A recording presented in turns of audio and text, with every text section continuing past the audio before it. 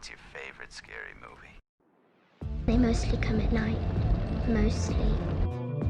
Be afraid. Be very afraid. Your suffering will be legendary, even in hell. They're here. Welcome, victims, to the Horr-gasm podcast. Kill the lights, lock the doors, get comfy, and prepare for the sexiest and scariest podcast around. I'm Nick, and with me is my co-host, Ali. So spookies. We're getting close to Halloween. I was just gonna say that. I was like, man, September is like tiptoeing around the corner. Well, I guess, no, September won't be when this comes out, right? No. No? No. We'll be touching September's door, We'll knocking on it. be knocking. Yeah. We'll be knocking. Oof. And then right after that, Halloween. Yay. I'm so excited. I really hope we have a Halloween this year. Yeah. Oh, yeah. There's talk of, because of the COVID thing, they I might. forgot about that. But the way things are going right now, there shouldn't be a big issue. I feel like we need to wait until schools open again and see how that goes. Yeah. Right? Well, Because like being a university student, they're not even sending us back to campus. Everything's online right now. yeah, Like they're like, your safety is more important than, so they lowered tuition and said do everything remotely and... but you can't do online trick-or-treating. Right, yeah. You gotta think of the children here. Let them out, let them... Fuck the kids, I don't care. I was like walking through Shoppers and I was like, oh, I'm gonna get some Halloween candy. And I was like, is there gonna be a Halloween? And I was like, do I care? I can still buy Halloween candy for me.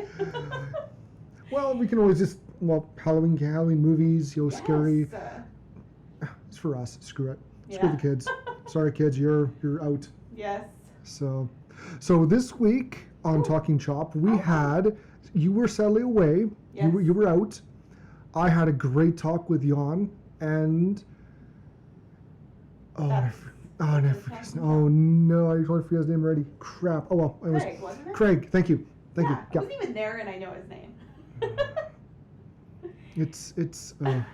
Anyways, because of my last week fuck up, Yay. they found out. Uh-oh. They were not impressed and had to come on and set me straight. That's good. And did they? You need to be set straight every once in a while. I do. So, I do. So we have, for Talking Chop is basically our 40-minute talk with Jan and my 40-minute talking Craig. And it was great. Awesome. And you missed out. I know. I haven't heard it, but I've heard clips, and I'm so excited for everybody to hear about it because it sounds like you had such a great talk. We did. We really did. Which is great. And you know what? We might end up on their podcast. Yay. We might be guests on Beer and Chill. I'm excited. That'd be, that's knocking on your door right there too. You'll have your White Claws or whatever you have.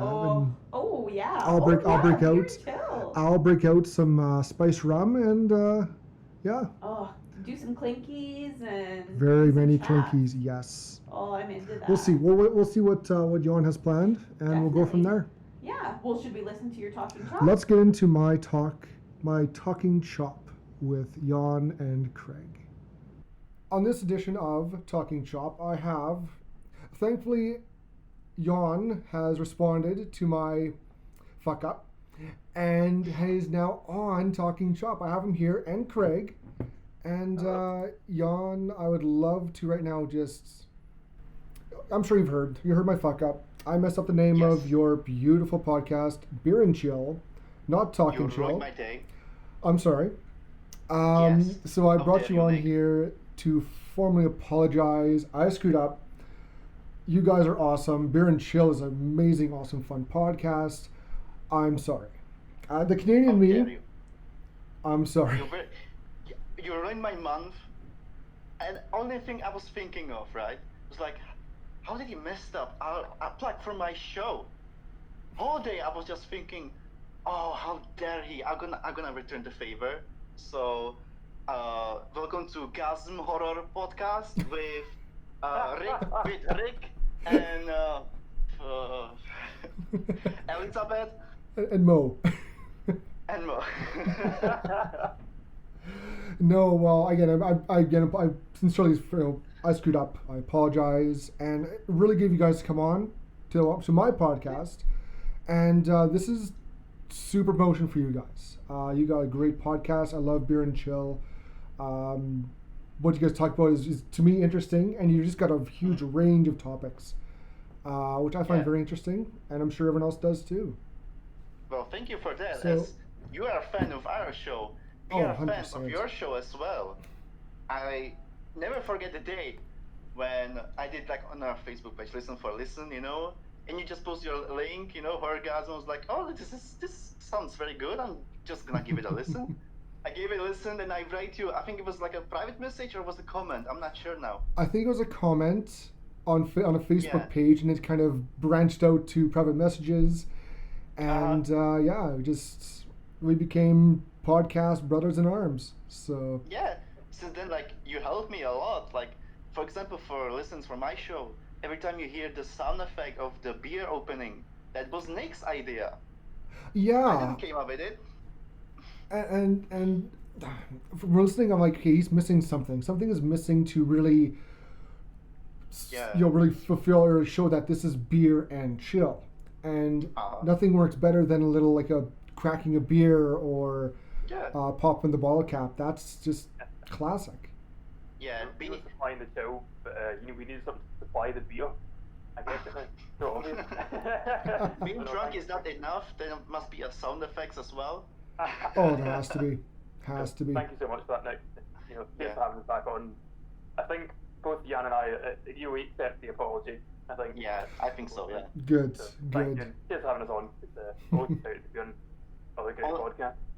We're gonna accept your apology only if you say that our podcast is better than yours, and if you say that I'm the sexiest Slavic and Greg is the sexiest Scotsman you ever met. Oh. No, just joking. Everyone already knows. Just The joking. Craig Sexy Scotman? Oh, 100%. I agree with that all the way. No, you guys are gonna get starts. You got a good following, and you'll just get better as you go along. So Oh yeah, since you mentioned it, today we actually, me and Craig, we actually achieved a milestone, which means we actually surpassed 200 total plays, beautiful. which was our goal. Now we are aiming for 500. So if anyone wants to help, feel free to help. Yeah. So. That's awesome. No, good for you guys. When we first hit 100, oh, we were so happy. And then Yeah. I think our biggest downloads in a day was, I think, just under 80. I don't know how that happened. I don't know where that came from. But I was like, holy crap. I text Lana, check out our downloads for today. She's like, what the fuck? I'm like, I know. What this happened? So back to your podcast. Where did you start the idea of Beer and Chill? Let's get a little, for those who don't know yet, where did Beer and Chill come from? Well, it actually started. I felt lonely, during the lockdown, and for people who don't know, me and Craig, we are professional wrestling trainees, which Cool. means we are used to being very busy with the training, with working on the shows. Me and Craig, we worked for ICW, like building the ring and being in backstage. Yeah, Ring Boys And- or the Young Lions in New Japan. So, Yeah, exactly. We are young lions of Scotland. And Young just lads, the the young lads lockdown of hit. Scotland. Good, yeah. So then the lockdown hit, and now we had nothing. I didn't work, we had no wrestling, and we were just, lonely, you can say. And I was like, okay, I got so much time. I don't want to spend just playing video games, which I spent the first month just playing Witcher 3. But then I was like, okay, I can do something with this time. So first I tried to learn on the guitar. Cool. That did on the guitar, like brum brum brum. That didn't work out. I still have the guitar, but maybe I'm thinking to come back to it, maybe in the future. Then I start. Oh, That's where my cover art is coming from. And then I was like, you know what I always wanted? To have a podcast. So I saved money for a microphone, this crappy microphone. I'm gonna show you on the camera. This crappy microphone. By the way, I bought a new one, a better one. I can't wait to get it. So I want to do it with my friend Adrian, but unfortunately he's very busy with his work and I couldn't get him on the show a lot. So I was just inviting my friends, and once I invited Craig, and then I was like, okay, we got something here. We got the chemistry, you know, like in wrestling when you just know that it's just working. So I was like, hey Craig, I would be very interested if you would be a co-host. Yeah, And that was thrilled, to be honest. You know, Jan's a busy, motivated guy, talented guy. So like, he invited me on. I was over the moon, and it's been so fun getting to chat about so many different subjects. You know, Yeah. chat about. You know, we change it up every week, as you mentioned, and like get to. You know, we're not just chatting about one thing where you might get kind of bored. It's every week we're chatting about something new, and it's like it's really fun to keep going about and learning new things every week as well. It's been great. Yeah, we talk about Craig that in the future you can expect like on our show. Like for example, 2 days ago I did an episode with my Czech friend and my other friend. Craig wasn't on the episode, but then we were like agreed like that Craig will do then his episode with someone else without me. So you can expect like, you know, like different episodes every week. We always try something different. Same as, I don't know if you listened to Mandalorian episode. That was the first episode I did with Craig. Yeah. I experimented in the beginning. If you heard like in my intro when I like played some sound effects and laughter, you know, in the background. It didn't work out, but at least I tried. You know, I took the first step and see if it's working. It didn't, so I just move on. And yeah, with Craig, we're trying something different. And honestly, I can't wait for Craig's episode when he gonna prepare something for the show. I'm kind of excited for that. Awesome. I'm excited to record that.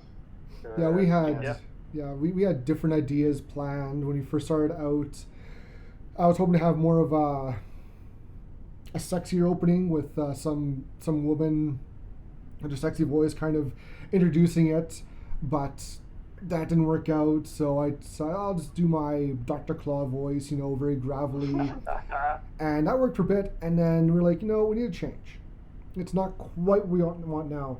And after listening, like I said from my last podcast or episode, how I took Talking Shop's idea, how they start their opening, took that, threw my own little twist on it, and now that's our new opening. And actually, yeah, sorry. Just when you said the sexy voice, it just reminded me something. I haven't told Craig yet. I'm actually planning to have a Stone Cold Steve Austin on our show. I mean, it's not the real Stone Cold Steve Austin. We call him Scottish fake Stone Cold Steve Austin. He's my friend, and he does the best impersonation of Stone Cold Steve Austin. You know, like, "Hey, you little bastard," that's what Stone Cold said. So he's very good. And I was thinking to have him on our show, and I'll be like, "Oh, welcome to Beer and Chill podcast. And if there's something with Stone Cold, like, that's beer." You know, just that's so awesome. maybe you can expect that in the future. Oh, geez, you're spoiling some stuff here. Oh, geez, okay. That's good though. Like I lucked out 2 years ago. We had our expo here in Saskatoon, and the lovely Amy Acker was one of the guests, and she was on Angel for all the seasons as Fred. She was in Cabin in the Woods as one of the scientists, and I thought, oh, I'll go get a small interview with her, and oh my, that was such a pain in the ass to do because apparently you have to go through different channels. You gotta set it up, all that. I thought I'll just walk up, ask, can I do an interview? She says yes. Do a quick 2-3 questions and then scoot out. And I went and asked her handler about that, and he's like, no. Who'd you talk to about this? I'm like, you. He's like, let me talk. Let me ask. So he goes and asks someone. He asked someone else. It's like, okay, what are your questions? What's this about? And I explained to her my podcast, just a couple of questions, just ask her, and try and get a plug. He's like, okay, well, fine. You got 5 minutes. I'm like, okay, when? Now. Okay, so I wasn't even ready. So I did a quick check on my phone. I used my phone to record. I used the wrong settings, so it's on. She's in one ear, I'm in the other. It was terrible, but I got. This is Amy Acker, and you're listening to Horr-gasm. I'm like, that's plenty. That's all I need. Oh, And so we're kind of planning down the road when there's any horror conventions, we'll try and go and get a little more celebrity content added. But with the whole COVID thing, Yeah. it's kind of stopping us. But yeah. oh, we need to definitely do an episode on Buffy and Angel. Oh, Oh, yeah. I love those shows. Correct, we need to do. Yeah, we love it. I love it as well. I was growing up watching it as well. Yeah. I kind of want to do one on Cabin in the Woods now. Actually, like thinking about that film, that's incredible. Oh, I actually never saw that. Oh, it's That's really good. weird. Check it out, Yeah, Jan. it's It's a good kind of funny horror, but it gets pretty good. It gets pretty good. All right. Oh, there's Um, this movie on Netflix right now. How's it called? The Platform. It's a Spanish movie. I was And looking at that. Yeah. It's not like horror movie. It's like there is no monster, you know? Yeah. Like, as you know, in horror movie, the scariest thing is something what we don't know what it is, you know, what we don't understand. Yeah. Not the actual monster, you know? And there's this, like, in this movie, the scariest thing was on this movie is capitalism. Oh. And it's like the capitalism is done like in the, like this monster in that movie. You need to watch it, it's very good. We'll have to It's add it to our list. Scary. It's not, no jump scares. It's just scary. Like the thinking of that movie is very scary and just makes you like sad and depressed because that's what's actually happening in capitalist countries. Yeah. So, Well, so you need to watch it. It's very good. oh, definitely. Since we're on the horror, topic now, which is more my forte, Jan and Craig, how did you guys get into horror movies? What was like when you first started seeing your horror movies? What was the first movie you saw? What got you into the horror movie? If you like horror movies, like what was your, if you can think, what was your first memories and got you into it? I'll go first, Jan, if that's okay. I've got Yeah, a pretty sure. clear one in my head. So it was actually an episode that you guys covered yourself, a film, and my dad probably shouldn't have, but took me through and watched all the Arnold Schwarzenegger movies when I was quite young. He was like, these are all classics, you have to watch all these films. Terminator 2, still my favourite film of all time, but Predator stuck out as like, this film's really different. Like, as a kid you don't quite understand it, but I was scared, but like, excited. And then that kind of like, that monster horror style, I'm not such a big fan of like, ghost horror, but the monster horror, like the Alien, Predator, and I'm trying to total blank instead of said those two. But like the big monsters, Godzilla, to a certain extent, these kind of like this overarching fear that you can see. I just love those kind of films. Like you said as well, you don't see them once to the end. I just love that stuff. Jaws, another great example. Like basically that kind of like 80s horror was really what caught my attention. And then years later, I got quite into low budget like B movies, and a lot of them are horror films. Yeah. And so that was also kind of that sort of reignited my passion for horror. Seeing some of the great things that come out of these like B movies, especially like these really low budget guys that come out with these really intense special effects. Like sometimes they work, sometimes they don't. Yeah, brilliant films. Like like check out like just Amazon has tons of them free on their website and things like that. So yeah, that's kind of where I'm at with horror movies. Like I said, not the biggest buff of them, but I like what I like. I just imagine like a V Craig, be scared of the 2001 Godzilla movie. I'm scared of them now. Well, when it first came I'm out, scared that of was giants. terrifying for people in Japan when it first came out because it symbolized the whole yeah. nuclear war and all that, and it became synonymous with kind of Japanese culture. Japanese Godzilla, boom, they're scared. Yeah, there's Like something to go through. Sorry. No, go ahead, Jan. The biggest horror for me was like my high school, but if I don't count that, I did on horror because of the creepypastas, like on the internet, Yep. like Slender Man. As a kid, I was terrified of Slender Man.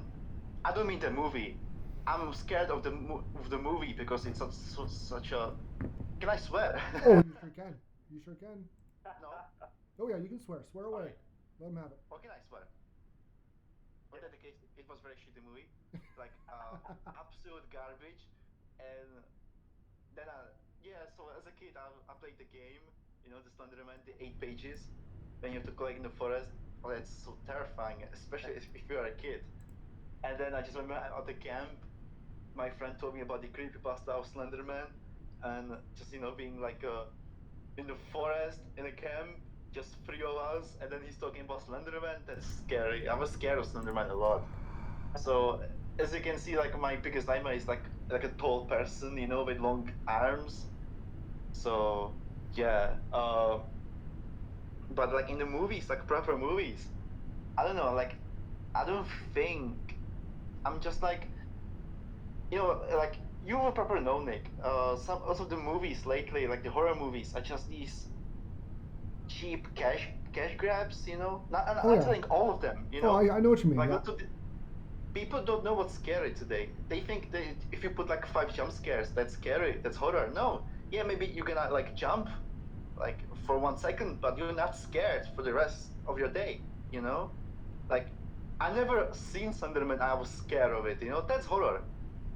The movie platform that we talk about, the capitalism, that's scary because that's like in our lives. Yep. Something. And there's so many different types of scare too. Like there's visual, there's sounds. Like what you don't see scares you. A lot of like psychological, like The Cube. If you ever watch a movie, like The Cube is like the platform, very much like it. There's no monster, no nothing. You're just stuck in this room, and you have to go. You have 1, 2, 3, 4 ways out, and either way, there's either a trap or there's not. And it's just so the movie's very good. Yeah, it's really psychologically fucked up. But that's Canadian horror for you. It's got a sequel, right? There's Cube 2, there's 2 right? sequels. Yeah, there's a sequel and a prequel. There's Cube 2, Hypercube, and Cube 0. All right. I never saw the sequel, but I heard it's a crap. Yeah, it's not bad, but I've never seen it, so I don't know. check it out. I will. And since your newest episode coming out with you and Craig is Lord of the Rings, me and Ali had a little chat off camera about this before, how it being a fantasy movie, there's a lot of horror aspects and elements to Lord of the Rings. You got orcs, you got the Balrog, the tentacle monsters, the squid thing in the water outside of the dwarf caverns. More like, I mean, it's not Lord of the Rings, I know, but what scares me a lot was in 2012, was it 2013, when The Hobbit 2 came out and you seen the dragon Smaug. Oh yes. Dragon Smaug. Yeah. I had nightmares of Smaug. I'm not kidding. I had nightmares when I was like a Bilbo, and the Smaug was chasing me. Imagine that as your nightmare. That's freaking scary. Yeah. Oh yeah. See it in his sweater. Yeah. There's a lot to be said for these, because I think Peter Jackson started his career as like a horror director. Like, he did. Splatterhouse films, I think. And I know off the top of my head, like, as an example, the third film, Return of the King, this giant spider in a She-Hulk. He just based it off all the spiders. He's got a massive fear of spiders as a kid from growing up in New Zealand and Australia have massive spiders, and he was terrified of like trapdoor spiders, and he was like, it'd be really scary for She-Hulk. I just took my biggest fear and made it really big. Yeah. And that was how he came up with it.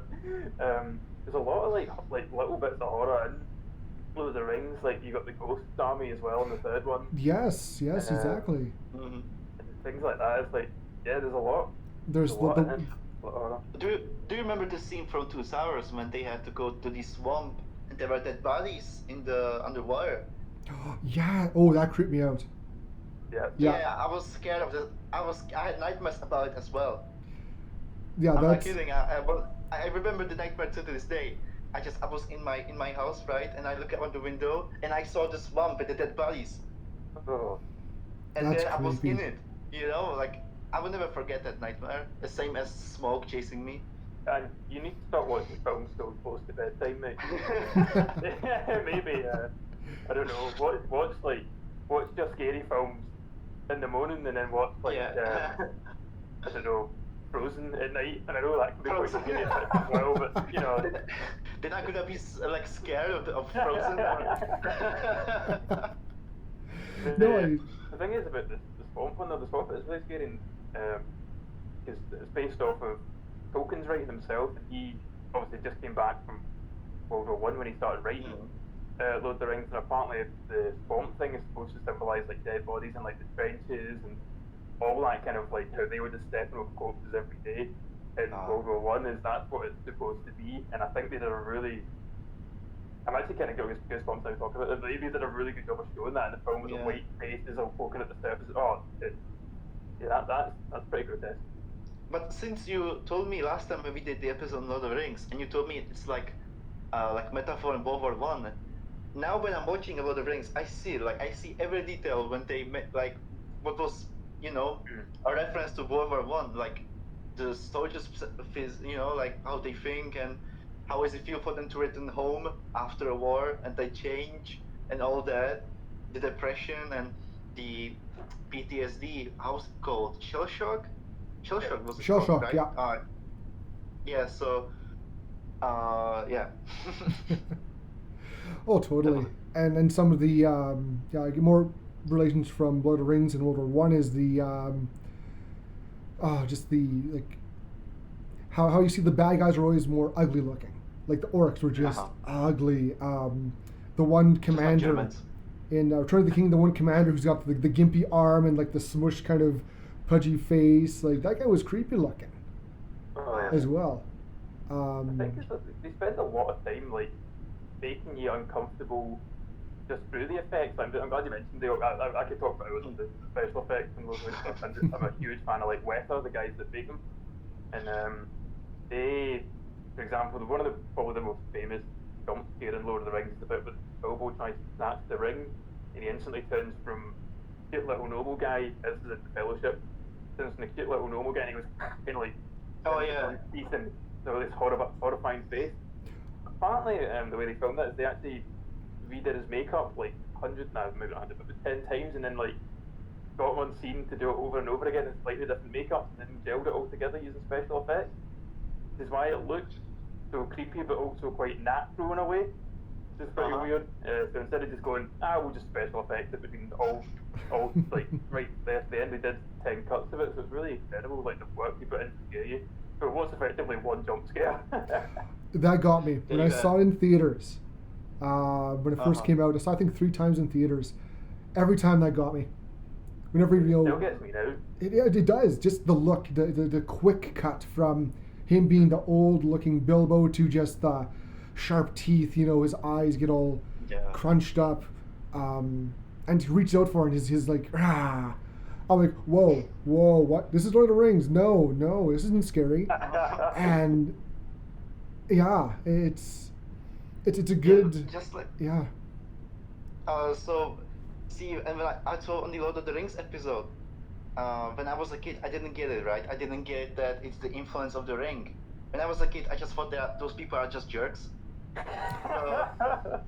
Like, when there's a scene where Boromir, tries to get the ring for himself from Frodo, I was like, what a jerk! Just die! And then he died. Then I thought Bilbo is a jerk as well, and now it's my favorite character because now I understand more about him. But as a kid, I thought he's a jerk, just he wants to steal the ring. What a selfish prick. Yeah. And it was all meant for good intentions. They said a few times, we can use the ring as a weapon. Like when they have the whole council in with Elrond, Boromir was saying, no, this is a gift. We can use it to fight and use it against the enemy. And I think it was Gandalf who's like, no, this, as tempting as it is, as powerful as this is, it only has one master, Sauron. And it only works for him. Everyone else, it just corrupts, it ruins, and it turns you into basically a wannabe Sauron. So it's an evil item that can't be used by anyone but him. And they can mean like, I think even Gandalf said it can mean the best for it, but it'll turn out bad. So I just remember because me and Craig, we were talking about this scene, and we were just talking about Sean Bean, who was actually in the scene. He was actually reading the script from his leg, and you can actually see it in the scene when he's just like, like sitting like there and just reading the script on his leg, like, like, oh, no one's gonna see me. All right. I'll have to go. I haven't seen that. I'll have to go check that out now. Yeah, I never seen that. Now you can unsee it. Now when you go watch the scene, you'll be like, oh yeah, you're actually looking at the script? What? Okay, I didn't know that at all. Just go back and watch Lord of the Rings again. You know what I mean? That's perfect. Like, let's go back and watch it again. Yeah. I'll have to go watch. Now, I'm curious now what else you guys going to have in your episode, because we're just basically just touching the surface of Lord of the Rings, and you guys are go far more in depth. We're just talking about the more horror aspects, but holy smokes. But just give you a warning. If you listen to our episode and you're a Harry Potter fan, well, you're gonna have a nasty surprise for you. Everything is a joke, alright? It's a joke. Just for some people, I'm just expecting after we release the episode, be like, oh, you don't like Harry Potter? Oh, how dare you? It's better than Lord of the Rings. No, it isn't. No, just joking. Everyone's got their own opinion. Alright? That's right. Don't sue us. Don't sue us. No, you're right. Everyone has their own opinion. Some movies that we review, I may like, Alana doesn't, or vice versa. There's a couple, I think, there's a few we've reviewed we didn't like, but other people think they're awesome. So we have our opinion, everyone has their own opinion.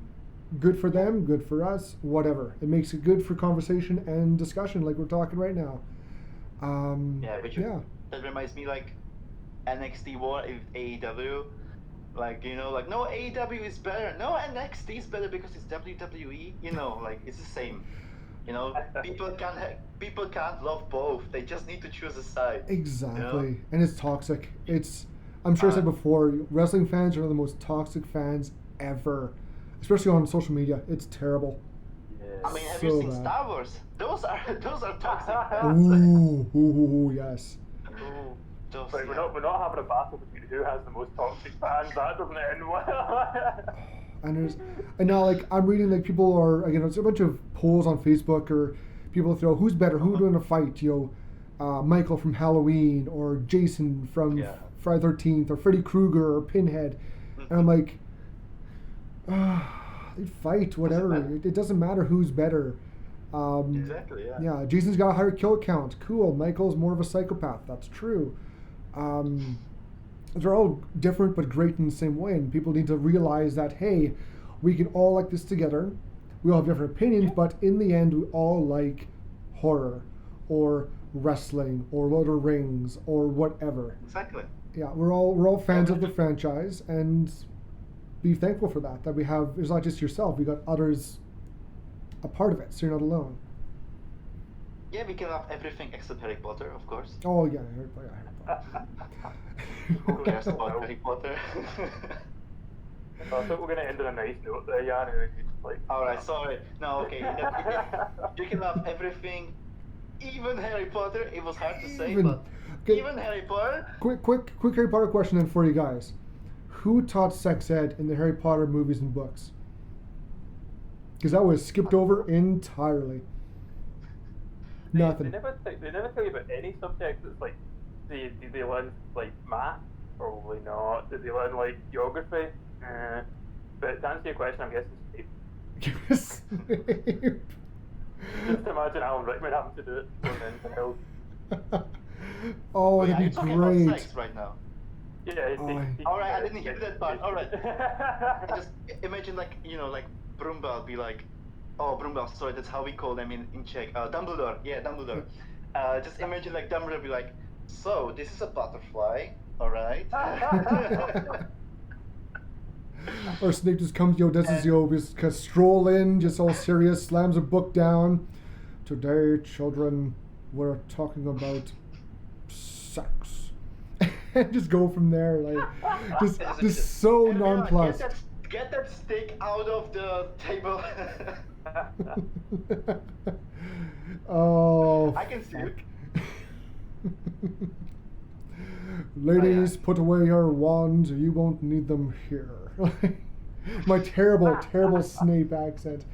I can do better, but I just imagine like this picture, you know, like you know how I've saw this in American movies. It was like when they always had the banana, you know, and putting the condom on it. yeah. I just imagine like in Hogwarts, like they have like the magic sticks, you know, the magic wands, and just putting the condom on it, you know.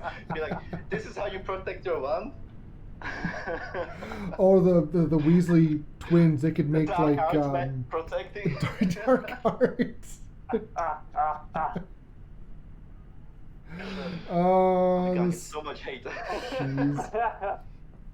Like, I'm surprised the Weasley twins didn't make up like orgasm candies they'd sneak to the girls and guys in class. And I don't want to even think about that now. And now thinking, who teach about sex in the Jedi Academy in Star Wars? Are they banned? They're not allowed to have sex? they're not allowed. If you want to go by the old extended universe, they kind of banned the whole. There was no relationships due to the connection, the loss because of the Jedi Code. After the movies, they went to the whole giant novel series, which was great, I think, and they lost a lot when they wiped it from existence in canon. They brought that back because Luke ended up marrying Mara Jade. Leia and Han got together. They had the twins. They had Jaina, Jason, Anakin. You know, but they still have penises and vaginas. Oh yeah. You know. So I mean, like. Use the if Force. They teach them as a kids, right? And they grow up be like, oh my God, what is this? It's my third arm. Oh my God. You know, like they don't know. They need to tell them like, oh, but that's your penis, and you're using it for. All right, got off topic, but you know, they need to tell them. They need to know what it is. It's just growing up, you know. I'm Why sure do I have Yoda. Harry Bush? I'm sure Yoda or Mace Windu taught them. All right, suckers. So, yeah. This is your second lightsaber. Uh, This one's giving life. Oh boy. Now we're into the whole, the whole sexy part of Horr-gasm. Okay. Yeah. yeah, when I got invited on this show to talk about Lord of the Rings real quick, I wasn't expecting this, if I'm honest. Well, to be fair, This this is what we is can expect on Beer and Chill podcast. this is my podcast. We talk about whatever the fuck we want. It's my podcast. I say what I want, do what I want, and that's it. And that's the bottom line. So, but let's as we kind of we wind this up here, guys. So, what do you got for some future episodes planned for Beer and Chill? Well, that's the thing, we don't know. Oh, you don't know? Oh, even better. Perfect. I mean, I want to ask Craig today what he wants to do like for the future. Like I said 2 days ago, I recorded a Mafia episode about the Mafia games, you know? Yeah. Which is from my country of Czech Republic. It's like our version of The Witcher, you know, Witcher. Polish people have Witcher, we have Mafia games. And I don't know if I'm gonna release the episode, to be honest, because my guest is like a little bit wild during the episode. Oh, but that's fun though. That's the fun part. That'll draw in the crazies. I mean, it's like off topic, you know. And my other guest from Czech Republic, he was super nervous that he could barely speak English, and his mic didn't work. Oh no. So he's gonna record it again, like the answers I give him, the answers to the questions I gave it to him, and he's gonna send it to me, and I'm gonna edit it together because I'm master editor. You can hear it in the Lord of the Rings episode. But yeah, we are planning to do like on video games. We are talking like Uncharted. We were talking about we could do the Lord of the Rings Part 2, because I think that episode is gonna be very successful because it's funny. It's very funny. We just bully everyone in that episode. It's just very fun. You just did an episode on Scotland as well, and just sort of like 5 random facts about that. But so many people out there who haven't visited Scotland who want to visit it, so we're starting maybe doing different ways, like different places to come visit. So there's a whole host of things. Yeah, and really it's just whatever it takes us. We're just here to have a good time. So whatever we're going to chat about. Yeah. So yeah, I was thinking to do the Lord of the Rings part 2, because there's so much stuff you can talk about Lord of the Rings, you know. But maybe do it in the future, not like, you know, like maybe next year or whatever. The thing is that we talk about Star Wars. That was my first episode. It was a nutshell, right? Yeah. So we can then we can talk like about one movie in Star Wars, you know, in Star Wars, like one video game in Star Wars. So you can expect lots of things.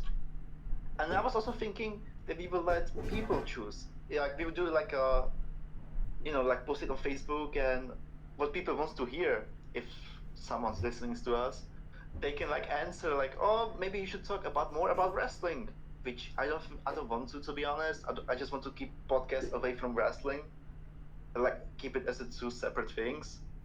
But if there's gonna be a high demand, we can do it. Yeah. Yeah. So we always came up with something. That's what I'm trying to say. All right. Well, before we start off here, where can we find you guys? You'll plug your guys, your shit, get everything in there before we end this little conversation here. All right, Craig, you go first. Okay. Well, yeah, just for a start plugging in. Thank you so much for having us on. I've had a blast. Oh no, thank you guys for coming on. This is awesome to have you guys on. Yeah, cheers. Yeah, you can find us on Facebook. We've got the Beer and Chill Podcast Facebook page, so just search it in the search bar and you'll come up. If you want to come and talk to me directly, you can find me on Instagram at Craig Ali Martin. And you can also find me on Twitch with the exact same username, so Craig Ali Martin. Where I'll be streaming pretty much whatever I can get my hands on, mostly indie titles, kind of buff my knowledge up with the indie games. So that's what I'm up to at the moment. What about yourself, Jan? You got anything else you want to add? Yeah, sure. So like the Facebook page, you already said. When you said if you want to talk to me, I thought you gotta give them an address, you know, like to your home. Like, oh, if you want to talk to me, yeah, you can find me in Glasgow, Scotland. I'd love a pen pal. Just yeah, write me some letters. Send me some gifts. Yeah, so you can follow me on Instagram, Jan Jonifara. It's spelled JANJOHNNYFARA. What else? Just listen to our show. It means a lot to us. I agree. We really love when our number of listeners is growing up, and it's like we are family, you know. Like, you're my cousins I never seen. I love everyone, you know. I agree. Listen thank to you, Beer and Nick, for Chill. inviting on your show. Oh, no problem. We had a blast. We talked like for 20 minutes before we start recording. So there you see, like, we really appreciate to be here. Oh yeah, and you always are welcome on again. Always on. Whenever you guys need to get a little more horror-related stuff out there, give me a shout and we'll get you guys back on. 100%. Well, yeah, we should do like a collab. We should be a guest on our show. You know, like, return the favor. We've been on your show. Now you need to be on our show. I'm sure we can work that out. We'll work it out. Yeah, AK on the Superior Show. And not just joking. I'm joking. People can hear who's the true professional here. So Craig. Thank you. Yeah, Craig. I do try. Awesome. Well, again, thanks a lot there, guys, and good luck with your podcast, and we'll hopefully hear from you again soon. Yeah. Thank you. No problem. Thanks, Thank you guys. so much. Later on. Later, Craig.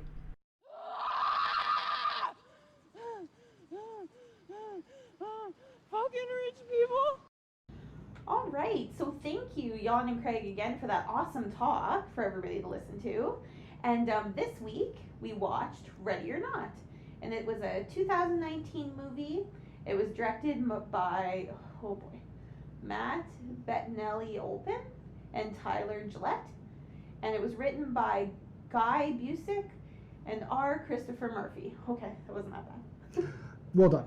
I got a little nervous there. Oh, this was a fun movie. This movie's been pushed back. Yes, we lot. Because I'll say, when I heard about it, Jessica, your good friend, our close friend, listener, our victim, I should say, Jessica, she was one who first promoted this. She's like, Nick, Ellie, you got to check it out. Yes. And you were all behind it. I'm like, okay. Because I heard about it, and I was kind of on the fence. I'm like, it looks okay. It has very Get Out feel. Yes. And I thought, okay, that was more serious. I was like, eh. Yeah. We've I was watched ki- I was- a lot of serious movies lately. I was kind of mad about this movie Yes. until I watched it.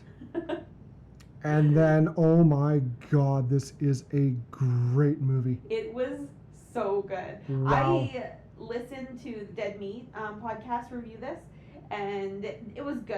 And I was like, oh, I should really watch it. And then I watched clips on YouTube, like all the gory clips. And then I was just kind of like, okay, whatever. And I was like, oh, we're going to watch it for the podcast. And we had to push it back because it hadn't been released yet. Yes. So it was like, okay, we'll eventually get there. But, well worth the wait. I think it's got pushed back at least 5 times. It did, for real. This one and Hell House LLC Yes. has been pushed back so many times. I think Hell House is now in December. It is. Whatever. And it was going to be like last December. And we're just like, Yeah. who cares? But every time somebody requests something, we push it in. So we kind of look in the lineup and we're like, fuck that one. Yeah. And just move it. Well, once, I forget which one we had to change around for, but we did a huge shuffle. Yes. We did a big my shuffle, God. and then it we- was when my niece was born, and Yes. then we had to bump everything around to try to keep our months lined up.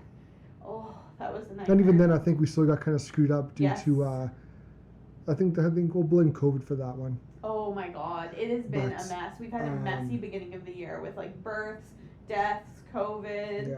work. Oh my God. And then we also kind of threw in, let's do monthly, movies of the month. Yes. So that also just kind of changed everything from just random movies to let's do zombie month, let's do classic movie month. Yeah. And next week we're going into Killer Robot month. Oh dear. Oh, We got I'm some starting good with ones. One of my favorite movies, which we're not going to say yet. Gotta wait till the end. For That's right. Yeah. We got some good ones lined up. Yay. And there's not a lot of killer robot horror movies, but there's some good ones. Yes, enough to fill up a month. Yeah, and I think for our last one, we might get Tim on board. Oh, good.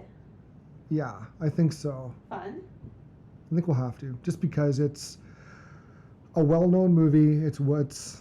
Yeah, I don't want to get too much into it. We'll get into it later. Perfect. But I think I'm gonna try and line up Tim to come and be a guest for our final Killer Robot movie. I don't remember what it is, so it'll be a surprise for me too. Yeah, I I'll never tell- remember until we I'll get tell you there, after. and I'm like, oh crap. I'll tell you after. Perfect. Well, Right. Nick, how did you hear about this movie? I heard it online. I didn't see much because I don't watch much TV now. Sure. I heard about it. I saw a trailer online, I think on YouTube. This was one of those ones that YouTube spams before Yeah. they play. Yeah. And it looked interesting, but it had a very Get Out feel to it. Yeah. It felt old timey. I'm like, well, it doesn't look bad, but it didn't do it for me. Sure. And the trailer kind of left out a lot of the feel of this movie. Yes. Because I thought it was a straight up serious horror. Mm-hmm. It's not. It's not. It really isn't. It has a very cabin in the woods feel, Very dark humor. which works. Yes. That's what this movie needed, and they did it, and it worked so well. Mm-hmm. Oh, Love I'm it. so happy. This was such a good movie. It's exactly, we're recording this on a weekend, and this is exactly how I needed to end my weekend. Yep. Because it's just put me in a good mood. And it's bad when you think like a family full of serial killers puts you in a good mood, but here we are. Yep. Well, I wouldn't even say they're serial killers. They're just. We'll explain. Yes, Yeah, yes, but yes. as it goes in, there's more to it. Yes. And yeah, Yeah. it's And got a you think great it's gonna be premise. kind of straightforward, but it like takes a couple twists and turns. Yeah. Which I appreciated. Yeah. It does. It's got a good twist. Yeah, I like this movie. This is really I good. agree. Yeah, if you haven't seen it, go watch it. Please do. Because it's like our talking as usual will not convey how freaking hilarious this movie was. Yeah. And gory and funny all at the same time. Like It's a good. Besides the language, the gore is pretty minor. No sex, no nudity. right. It's kind of family friendly. So for those who are trying to avoid the nudity and sex, It's pretty gory though. it's not bad for gore. Yeah, it's gory, but people who worry about the whole sex It's sex like part. Kingsman Glory, kind of. Yeah. Like, they kind of, like, fluff a few scenes. Oh yeah. And, like, kids that die in it die off screen, and which is nice. Yeah. But as soon, and I said that, like... And it starts so serious. Yes. It really does. Yes. Oh. But just for those who worry about content-wise, Yes. you know, oh, I can't have nudity, or who have young children who are Yes. not even that young, but preteens, you Sure. know, 8, 9, who want to get into like the horror movies. Yeah. This isn't a bad one for them. It's more of a step up. And yeah, Yeah, Icky didn't like that comment because she No. started kicking me. I saw that. Rude. Yeah, there's lots of fucks. No kids allowed, only. There's lots of shits. There's some, Language-wise, it's adult. Yes. Content-wise, it's adult.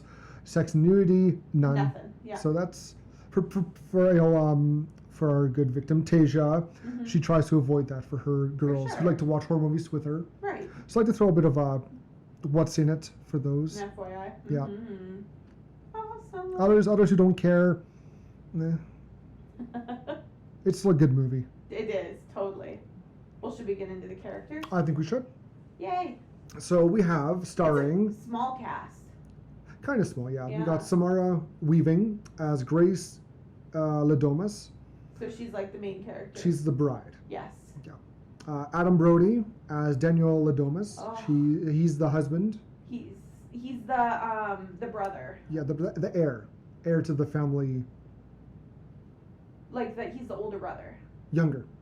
That's not the guy Oh, that she's marrying. Sorry. Yes, I'm I was thinking. like, I'm is this thinking a trick Alex. question? No. Did Yeah, we so watch that's the wrong brother. movie? Sorry, I'm He getting confused. makes the movie. Adam Brody is so funny in this role. Him and his wife, and like his wife in quotations, like Charity, She's they a are bitch. hilarious. Yeah. Oh, yeah. Yeah. So he's the brother of Yes. the wives, the bride's husband. Yes. Yeah, okay, there we go. So he would be her brother-in-law. Yes. I like he's like alcoholic. He's Yes. good. I like him. He's a good character. Mark O'Brien, he's Alex. He's Yes. the husband. Alex is her the groom. husband. Yeah. Henry Zerny plays the father, Tony Ladomas. Oh yes. Super intense. Oh yeah, I like him. Oh, He's funny. He's perfect in his role. Everybody, the casting in this was phenomenal. So good. Like, so and good. lots of them are, well, to me anyways, are not super well-known actors and actresses, and they are just like do a phenomenal job. Like, oh, yeah, really impressed. And Andy McDowell plays Yes. Becky, the wife, or the It's mother. amazing. And Yeah. and you're like, I know her from somewhere. I looked it up. She is the love interest in Groundhog Day. Yes, she's in a bunch of movies. She though. is. She's a good actress. She and was she, in ER or something, wasn't she? I forget. And she's in a bunch of But stuff she has I've watched. aged beautifully. Yeah, she's gorgeous. She has aged very well. Yes. Melanie Scrofano as Emily Ladomas. Okay, so that's her sister. She's a sister. She's the cocaine addicted sister. The pill popper. Oh my god. They She- catch her multiple times doing cocaine, popping pills. Oh, her this- husband talks about getting her an edible. She, at the beginning, she stars so well. Like she shines at the beginning of this movie Yes. very well. And we'll she explain why. actually plays Winona Earp in the new, was that her name? In the new show on Amazon or Netflix. The Winona Earp, like, movie. Oh yes, Yeah, yes. Yes. Yes. I watched all of it. It's so good. And That's I did right. not recognize her at No. all. Christian Bruin plays Fitch Bradley. Oh. She's the Don't be a bitch, Fitch. the chubby kind of Yeah. losery kind of guy. Emily's husband. Yeah. Elise Levique plays Charity, Yes. Daniel's wife. She's the more snobby. Oh. Yeah. Gold digger. Oh, yeah. Nikki. I don't know. Got This I've said her name before too. Godagny Sure. as Helene. Helene. Yeah. Ladomas. She's the auntie. She was also Such in a good job. Cube. Mm-hmm. She was in Cube, Yeah. which I was like, oh yeah, I recognize her right away. Yes. And she plays her character perfectly. She is she does such a good job in this. The beginning of the movie where she just glares the whole like first 20 minutes of the movie yes. is perfect. And we have John Ralston as Stevens, the butler. Oh, he did such a good job too. Yeah. And also James Vanderbilt, who's also the film's producer, he was the person who filled in for LaBelle. Okay, sure. Yeah. Yeah, we only see him in glimpses. Yeah, we see him briefly at the end, Yeah. very briefly. So a good cast, a really Very good cast. Good. Very, very Samara good. Weaving she's got a grand future ahead of her in acting. She is so good. She Yeah. was amazing at this role. Mm-hmm. Oh, she was one of the main characters in Guns Akimbo too. Yes, she Remember- was. Yeah. Yes, she was. Yeah. I've not seen that yet. I Me want neither. It's on Amazon right now. We should watch it. to. It's on Amazon? Yeah. Oh, It's on my list. It's on my list. You can watch it anytime. I have my own Amazon list. Yeah. Yo, I know I'm watching tonight. Later, tomorrow, whatever. Yay. So, Movie review Let's get into it. time. Yep. Do-do-do-do. So this movie, this lovely movie, starts out with, as a child, Daniel is confronted in his family mansion by a wounded man named Charles. Yes. We see him and Alex kind of running through the house, trying to hide somewhere. Yeah. Alex alerts his family, who arrives wearing ceremonial masks and robes. Mm-hmm. Despite the pleas of his bride, Charles is shot with a spear gun and dragged away, as Yes. Daniel's mother tells him that she is proud of him. 30 years later, Daniel's younger brother Alex returns home to marry Grace, a former foster child happy to join his family. Yeah. Who she runs- talks about how she's so excited to have a family of her own Yes.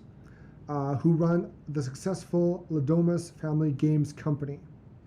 Grace meets the Ladomases, Alex's brother Daniel, and his snobbish wife Charity, Alex's cocaine-addicted sister Emily, finally. her husband Fitch, and their young sons Georgie and Gabe. Mm-hmm. Alex's dour aunt Helen, Helen, Sure. and Alex's parents Tony and Becky. Mm-hmm. And she's kind of talking to herself. She does a bit in this movie. She talks to herself Yes. and kind of psychs herself up for the wedding and all that. And she's like, your dad hates me. Yes. And she feels like a bit of like an outcast. Right. And I was like, no, don't worry, you'll be part of us sooner or later, and they'll learn to love you, Yes. because you're just how you are. They'll learn to like you. Exactly. And she's very, because he always jokes, you're in it for the family fortune. Right. You want the money, Yes. which compared to the other in-laws, Yes. she's not. No. She's doing it She for love. actually really likes Alex, but Daniel straight up says, and Charity had said it as well, that like she's totally a gold digger and she just married him for the money. She doesn't care. Yeah. Yeah. And She's same with like, yeah. So what? yeah. It's like, all right. It's fair, kind of a fair, fair. clue to begin, to just how this family is and Yes. what they expect. Yes. So after the wedding, Grace and the family gather. After Grace and Alex try and get a little kinky, Consummate their wedding. That's night, right. Yeah. the Auntie Helene kind of stops like, we gotta do this first. You know what to do, Alex. Come on, let's go. Yeah. And so Tony explains that his ancestor made a deal with a man named LaBelle Mm-hmm. to build the Ladomas Fountain in exchange for the family observing a tradition.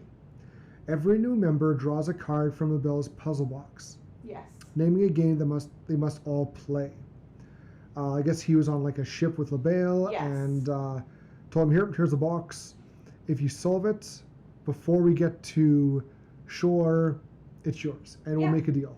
And he does. Yeah.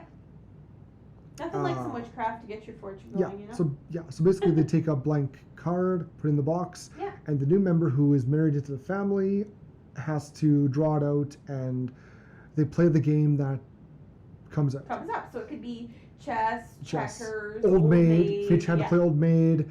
Yeah. Daniel's wife had to play chess. Yeah. And so, You just play a game. yeah, so Grace pulls out hide and seek. And And- everybody kind of stops what they're doing and they're like, oh, Okay, shit. here we go. So the dad tells her, all right, we're going to count to 100. You go hide and we find you. And say, well, how do I win? If we can't find you until dawn, you win. Yes. She's like, okay. So she goes to hide, and she also mentions how, well, there's security cameras everywhere. That's not fair. It's like, nope, we're gonna honor my great grandfather tradition. Yeah. No cameras, no nothing. We're going old school. Yes. It's like, okay. So she goes and hides. and everyone starts loading up with weapons. And you're like, wait. So this isn't normal hide and seek. Yeah. And not just any weapons. They have like antique, like Yes. crossbows, bow and arrow, flintlock, Yeah. all that. So they arm themselves. Alex, unwilling to participate, he's like, I'm out. I'm not going to Yeah, be a part. I'm not doing this, you Yeah. guys. Yeah. Yeah. So they have, I think it's one of the maids who watch him. Mm-hmm. Yeah. So, anyway, unwilling to participate, Alex escapes into the mansion's secret passages and finds Grace, who witnesses Emily kill a maid she mistakes for Grace. Yes. Because she's reading to the kids, and Georgie kind of sneaks out, and she's looking for him, and she's in the room where Grace and Alex are hiding, and we hear, "I found her!" Bang, Yes. and just a headshot. Oh, and this maid is like, she's got a huge gouge missing out of her eye, and she's gurgling and spitting blood, and it's like, oh, And, okay. and Emily, she's just, oh no, oh fuck. Yeah. And Tony comes in, and he's like, what did you do? Like, you're only supposed to maim her. You're not supposed to kill her, because we need her for the ritual. Yeah. And this is the first time we hear, oh, ritual. And Ah. we liked, that was our favorite maid. We liked her. Yeah. Can we use, and they ask, and we go through, can we use her? No, it has to be the bride. Yes, exactly. Crap. So they So they haul her out, and Grace realizes that she's in a lot of trouble. yeah. So Alex reveals the Ladomus's curse. Everyone who Yes. marries into the family must play the game determined by LaBelle's box or Yes. die mysteriously. Yes.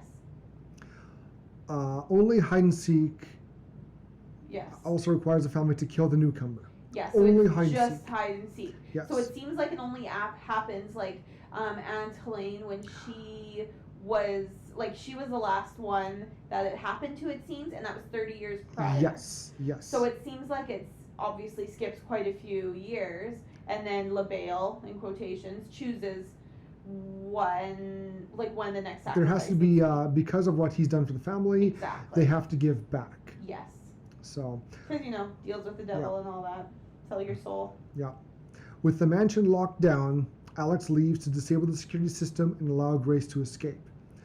She is discovered by Daniel, who is disillusioned with the family and gives her a head start before alerting the others. Yes. He's kind of the black sheep. He's the oldest, but I think he didn't want to be a part of it. Yeah, he also seems like the most, I don't know how to say it, the most fucked up and the least fucked up at the same time. He's the most real. Yes, he realizes that this is not okay, Yeah. but he's also this is my family and I do love them and I need to, help them.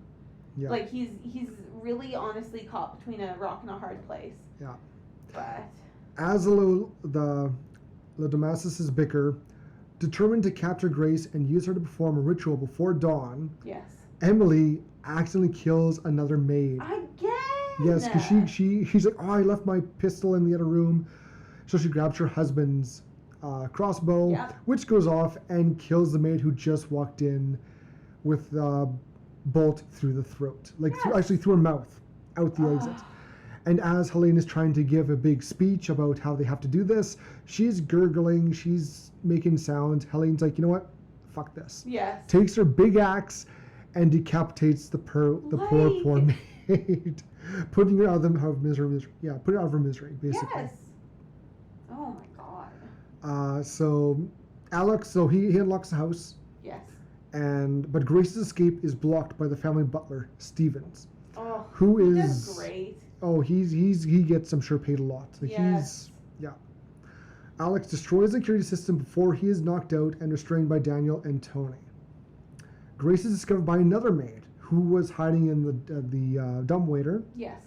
and she tries to, scream and let her know, and in their kind of little fight, kind of scrap, Yeah.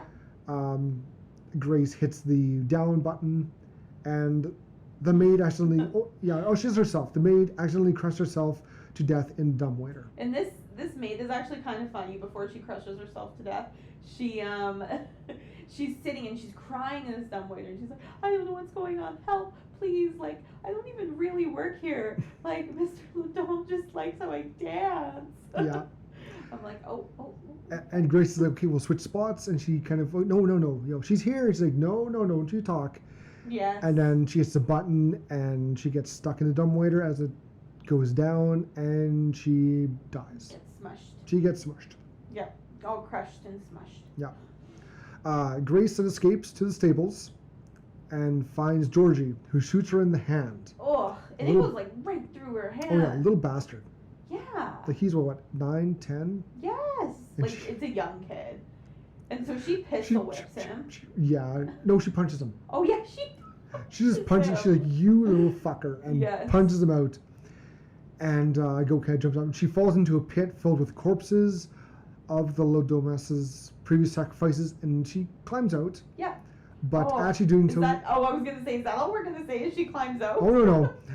Climbing out because it's a really old, crappy ladder. Yes. And she grabs where the handle is, and she breaks away, and you see a nice nail sticking up. Big rusty and she's nail. holding on by one hand. She kind of swings out her hand up and impales her bullet wound on the nail to do so. Oh, to climb she out. is screaming the whole time. Yeah. She pulls her hand out and she's like, this is a smart girl. She's wearing her wedding dress. She tears away so she can run better. She tears off a sleeve to wrap up the wound. Bullet wound, yeah. And like she's very resourceful. Yes.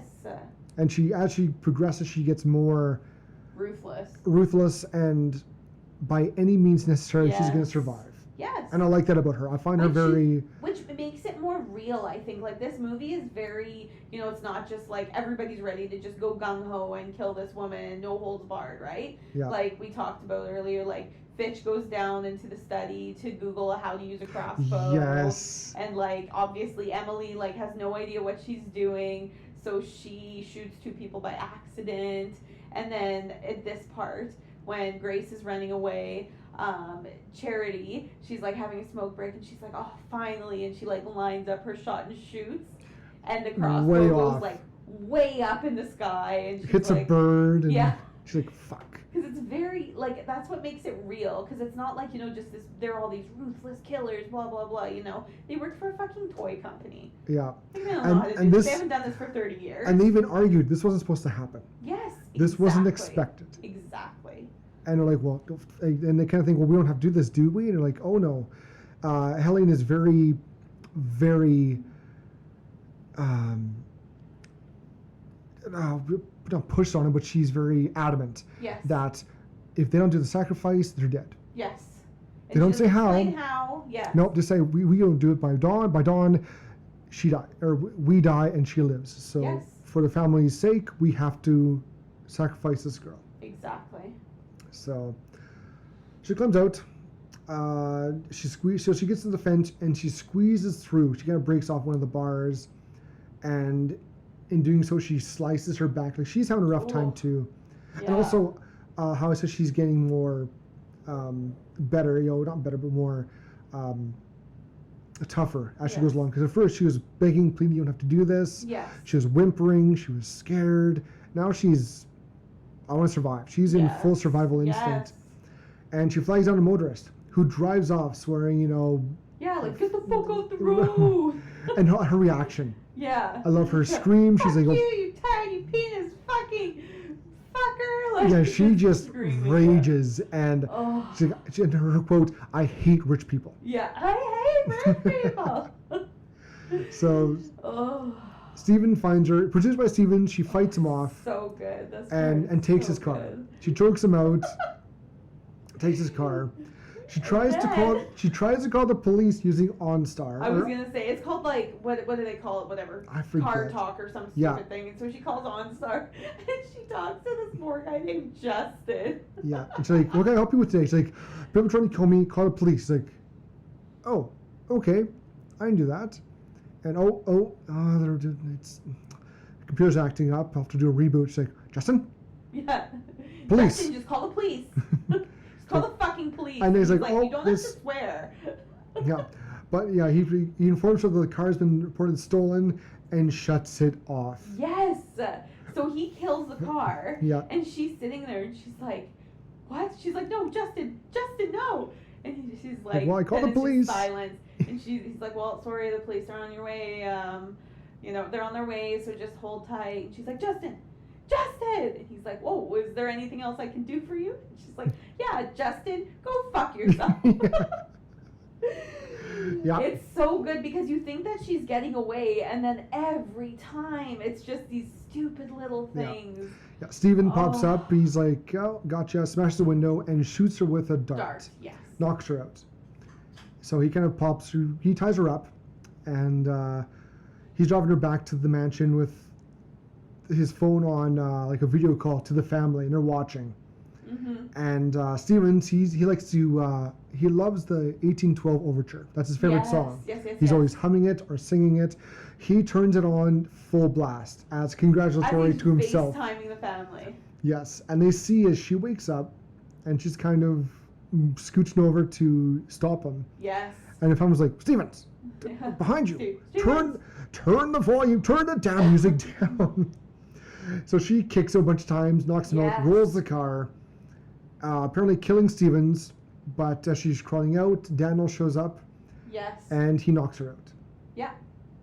So he's doing it for the family. He doesn't want to, but whatever. You know, he's doing it for the family, for kind of himself. Yeah, so, he knows how important it is, so he's doing it. So they have her tied up over an altar of a pentagram. Yes. And the little domesticist prepare to sacrifice Grace, drinking from a ceremonial cup. Before Tony can stab Grace, the family all vomit blood, and Daniel frees Grace, revealing he laced the cup with a non-lethal dose of hydrochloric acid. Yes, and so she says, oh my God, like, did you kill them all? And he's like, no, they'll just shit funny for a week. Yeah. So. And she's like, oh, I didn't, thank you. I didn't think you'd do this. Like, yeah, neither did I until now. Which is interesting. And he's like, you're not, it's not me. Alex is the one who's supposed to save you, not me. We'll see. We'll see shortly.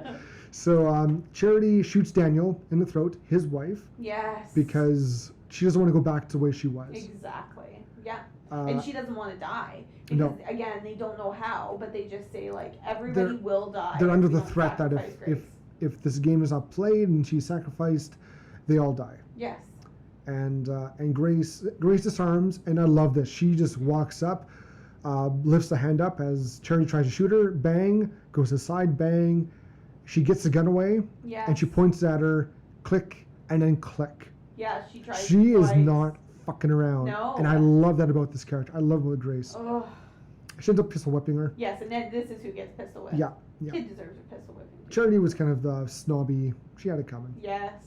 Daniel succumbed to his gunshot wound as Alex kind of runs over. Alex was handcuffed. Yeah. He was handcuffed to the bedroom. Yeah. In his bedroom. Because had he talked was to his trying mom. to help her, which is against the rules. Yeah.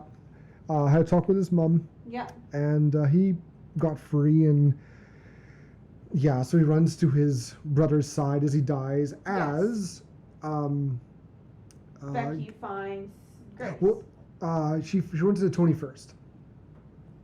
Okay. Runs into Tony first, knocks him out the lantern, yes. throws it to the side, yes. That is a quick one. and starts a fire. Yes. And then she's attacked by Becky, whom she misses with an arrow. And to be fair, I'm out of practice. Yeah, it's been a while. And she goes to choke her, tries to choke her out, and then she kind of throws her to the ground, which is silly, and tries to choke her on the ground. Yeah. And as she's doing so, she reaches to the it's like the table runner on the dining yes, table. thank you. Yeah. And she pulls the box that it's where the little bowls, the bales box. Yeah. Mm-hmm. And she beats Becky to death with it. Yes, and she like hits her a couple times, and she's going knocks to her out. You're like, oh, that's gross. And then she picks it up and just like wallops her with it over and over and over, and you're like, oh, okay. Yeah. But like, I don't really blame her because I understand that it's personal at this point, but still. Yeah. Holy moly. Yeah. So Alex escapes his restraints. He goes and sees his dead brother, and she goes and to rescue Grace. Right. But she pulls away from him. Mm-hmm. Realizing that she will never trust him now, he subdues her, and the family prepare to complete the ritual. Yeah, right there in that room. Yeah, he realizes that no matter what, and he truly loves this girl, Yes. but no matter what, it's over. Yeah. As it should be. So Grace breaks free just as the knife's coming down, stabbed her in the shoulder, and the family realizes Dawn has arrived. Yes. Helene freaks out, and and this is very Dracula. Yes. Which I commented, she kind of, for some dumb reason, she swings open the curtains, and the sunlight hits them, and they're all like, ah. Yeah, they're like, ah. They're like shrinking away from the light. This, preparing themselves for death. The Emily has her hands covering her two sons. Yes. And everyone's there. And even Helen's like, have your boys come. They're going to be a part of it right now. Right. Yeah. It's time for them. They're going to be a part of the family. And when they realize nothing has happened to them after the failed ritual, Helen still tries to kill Grace. She dies. Yeah, she's like, fuck this. She's going to die But anyways because it's all her fault. Yeah, but one by one, the Le Damases explode, starting with Helen. Yes. And it's very, like, I thought people exploding would be very graphic, but it's really not. They just kind of pop like a balloon. Yeah. And it's just blood everywhere. It's like a big blood balloon. Yeah, and that's perfectly it. Well, that's all we are. We're just a big flesh bag. Yes, exactly. And you see a bit of flesh. She kind of drops on Fitch and Grace. So one by one, they all explode. Yes. Alex begs for, and also just before everyone starts exploding, you see the fires really kind of picking up. It's taking off, and the record they play when they first have the hide and seek start. Yes. That starts playing. And it's creepy. It's I love like, that song. Yeah. It's a good creepy song. It's like it sings about hide and seek, and then it's like run, run, run, run, run, run. Yeah. And it's like, huh. And they mention that Alex saw LaBelle 30 years ago after. They don't show it in the beginning. Right. But they say Alex says he saw him. Yeah. So Alex starts begging for forgiveness, saying that she's changed him. This is pretty poor on his part. He's very pretty. He's backpedaling real quick. Oh, hard after family first. Yeah. And he begs for Grace's forgiveness. Yeah. But she's like, no, fuck you. I want a divorce. Yes. And he explodes too at the end. Good. And Good as Grace is kind of like, and she laughs. Yes. The whole time they're exploding. As they start to explode, as soon as Fitch goes or Charity, she starts laughing. Oh. She's like, yep, this is good. I like this. And so everyone's blown up. She's got Alex's body parts, more blood all over her. And she hears the music stops. Yep. And the fireplace kicks up. Yes. And you see LaBelle in the chair. Because they always have, head the table where the box was. Yes. He's supposed to, kind of see. It's like he's supposed to be there and see this. Exactly. And even Tony's, yelling at Adam, this is for you, LaBelle. This is all for you.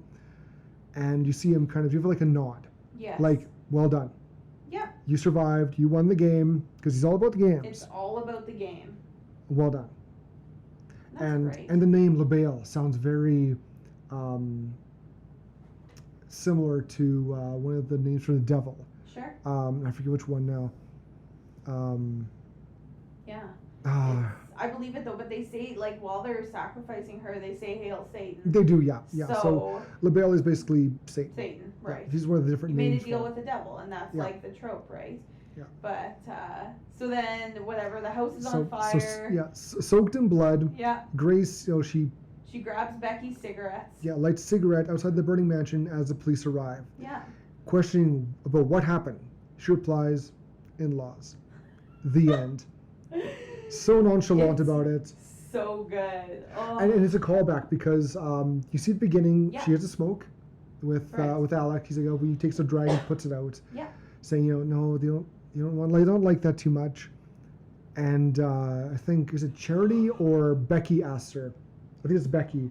Do you smoke? Do you smoke? She's like, no. She doesn't smoke. She doesn't smoke around them. But since they're all dead, she can smoke. Yeah. Fuck them. Yeah.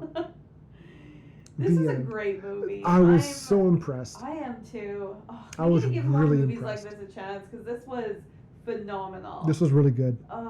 I'm excited. It's very Cabin in the Woods. Yes.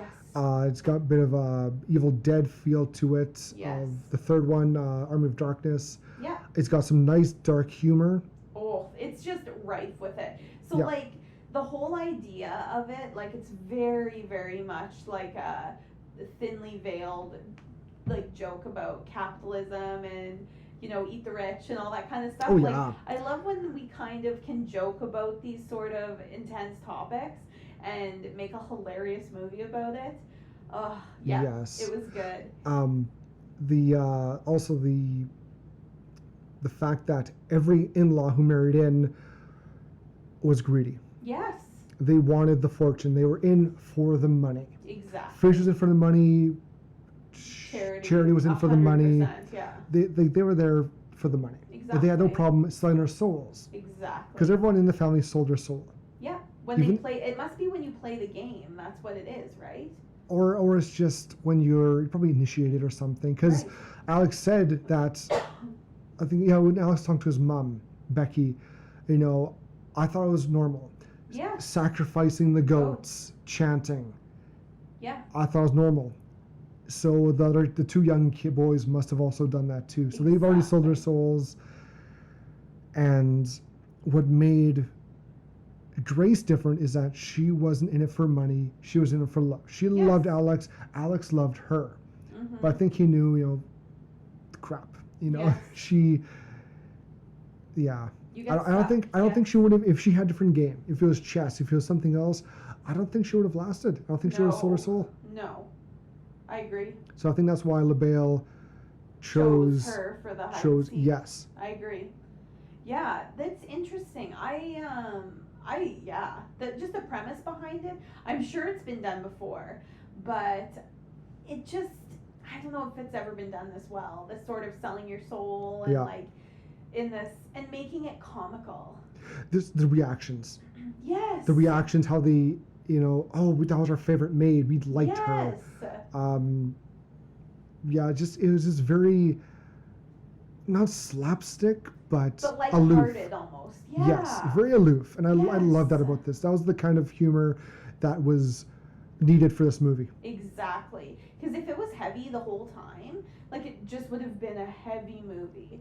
Because And it would have been like Get Out. exactly, which is And- good in its own sense. Oh yeah, But like sometimes you need a movie like this to come along and to make fun of the issues in the world, right? Yeah. Just very like jokey. oh yeah, Yeah, totally. it was good. This is so good. I really. I'm- How would you rate this movie? honestly, I Honestly. would probably give it like a 4.5. I would too. I thought it was like so well done, and the trope of selling your soul to the devil, it was done different than how it's been done before. Yep. And It was like, obviously. a family affair. Exactly. And if you're marrying into the family, you gotta play the game. Yes. Which is very similar to it's kind of similar to how the devil went down to Georgia. Yeah. Yeah, who the fiddler had to Yes. play the devil. Yeah. Like, with his soul in the line. Exactly. There's always a price you got to pay, Always. and for your soul, for the family's soul, for every member, you get to be rich. You get to be Yeah. powerful. You get the empire. Or Yeah. the Dominion, as they call Oh it in yes. the We movie. prefer Dominion actually. And I'm like, I love it. Yes. That is so perfect. Exactly. But their games, like when they say that they're a game company, their games were looking as like secret society and like family ritual. and- Which as soon as I started watching, I'm like, this feels very heavily hinted what this movie's Yes. about. Yes. And like again, the 0.5, like it's not perfect. Like it's not super scary or anything, but it's There's not very much. tense. Yeah. And there's gore, which I love. I'm more of a gore person. The comedy is perfect. The lighting is cool. The music is amazing. Oh yeah. Like very mood setting, and they set it up so it's very tense, and oh, it's great. This is a really Great. good movie. I'm happy. Yeah. Yay! Now, for Ichabod's Kill the Flick, Oh. we had a little chat about this, and Yes. Icky, who was snuggling with you the whole movie, Yes. we threw some ideas to her, and she's like, nope, there's only one that's really the best, Yes. and that's The Second Maid's Death Yes. by Emily. Yes. The accidental crossbolt through the mouth, out the back of the head, and she doesn't die. You hear her choke, you hear her gurgle, and finally the aunt, when she's trying to do her big speech, she has enough, and chops her head off. Yes. And you see it after when they're dumping the bodies. You got Daniel and Emily dumping the bodies. You see her headless corpse, tossed into the goat barn, and the head. Ugh. With the bolt still in the face. Yes.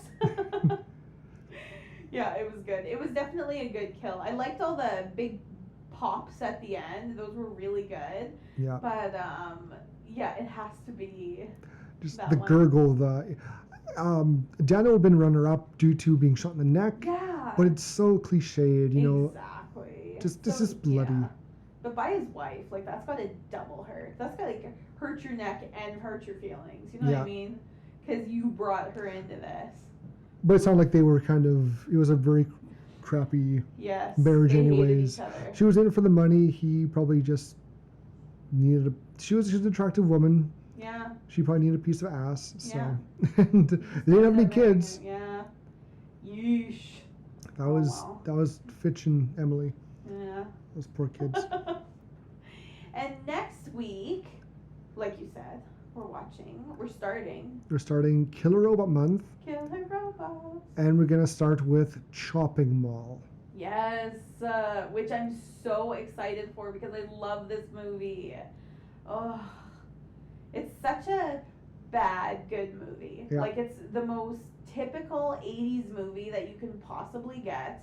And, it's just, it's fabulous. It's one of those where it's so bad it's good. Yes. I haven't even seen it yet. I've seen the trailer. I think you're gonna like it, but it's some parts are really tough to watch because the acting is bad, but the kills are hilarious. It's so 80s.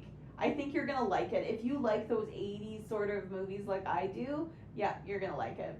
Luckily, we get better and better as the month goes on. Of course. So I'm not going to spoil any other ones yet, but Chopping Mall starts off, and then we just get better and better for horror movies. Yes. And you guys are in for a real treat this month, that's for sure. Yeah. Yay. Totally. But thank you so much for joining us. This episode was brought to you by our executive producer, Ichabod. We hope you enjoyed your Horr-gasm as much as we did. Please don't forget to rate, download, and subscribe. Also, like and follow us on Facebook at Horr-gasm Podcast, Instagram at Horr-gasm, Twitter at Gasm Horror, and YouTube at the Horr-gasm Podcast. If you have a movie you'd like us to review, this is the best way to let us know. We hope to see you again next week because we have such sights to show you and plenty of Horr-gasms for you to experience. Bye! Later.